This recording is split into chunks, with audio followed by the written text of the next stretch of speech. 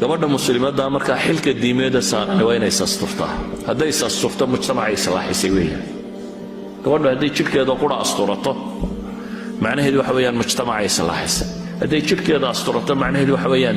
risaalatu al-hushma bay bulshada dhex wada risaalada xishoodka ninku gabadh qaawan hadduu arko markiiba afku la gelaya ilaa walba ngura ka hayay laakiin gabadh xijaaban hadduu arko xataa hadduu nin dhaqan xun yahay wartan waxa xidhanta iska jirbuus leeyahay hore uguma dheerayn karo laakiin gabadhu hadday isa soo qaawiso ama isa soo carfiso ama ay samayso nin iyo mujtamac iyo wax walba way fasaadin kartaa idan waxa leeyahay xilka gabadha muslimadda saaran waxa ka mid ah inay asturnaato asturnaantu ma aha un inay ilaahay ka baqaysay oo qura ee wax weeyaan bulshada dani ugu jirta bulshada fasahaadaynin hadday gabadha muslimadda xijaaban tahay iyagu cagsigay u wadaano waa maxay waa in bulshada la fasahaadiyo marka gabadh qaawan iyo gabadh ordaysa iyo gabadh shaqaynaysa wax walba qof dumar la dhinac wada si bulshada inta kale ay u fasahaado iyaduna hadday shaqadan bilowdo iyana waa fasahadsantay inta ka soo hadhay mujtamaca nuska kalena way fasahaadin karaysa haddii la rabo in mujtamacu islaaxo waa inay gabadhu wanaagsanaataa haddii la rabo in mujtamacu islaaxo ilmaha soo koraya waa inuu fiicnaadaa haddii labadani ay fiicnaadaan macnaheedu waxa weeyaan bulshadani waxay u socotaa dhanka fiican waa bulsho mustaqbal leh oo la rajaynayo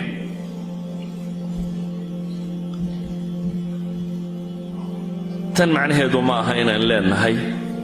gabadha muslimadii ama cilmi ma baran karto ama ma shaqayn karto ama binaadamku duruufo kala gedisan uu leeyahay laakiin duruufuhu waa nawaadir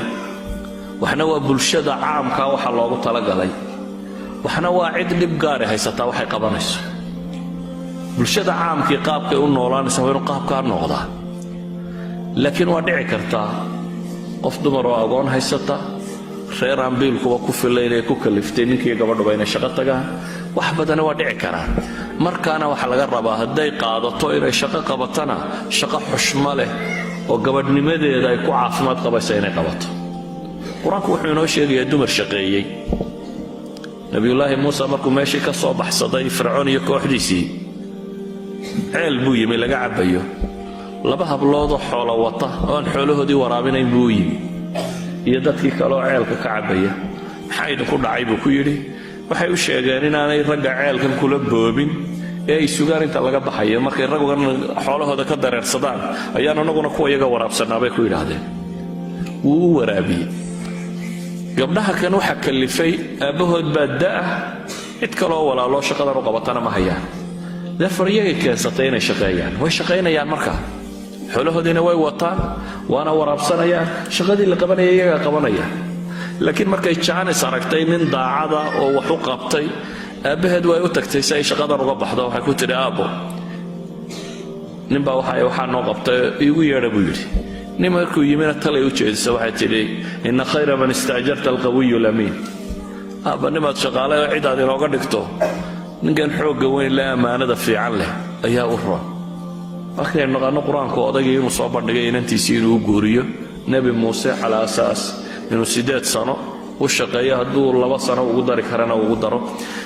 qisada waxaan u adeegsanayaa waa gabadh shaqaynaysay waa qof dumar oo shaqo qabanaysay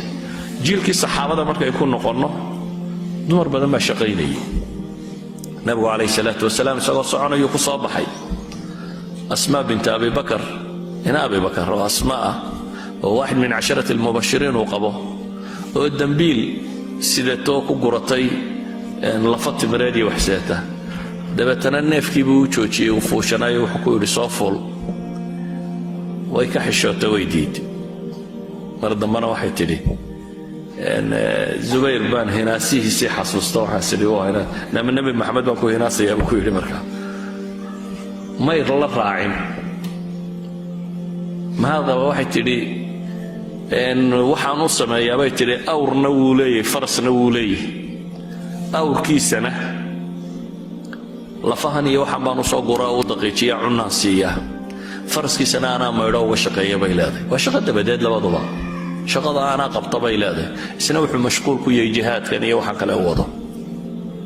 gabadhu way shaqaysaa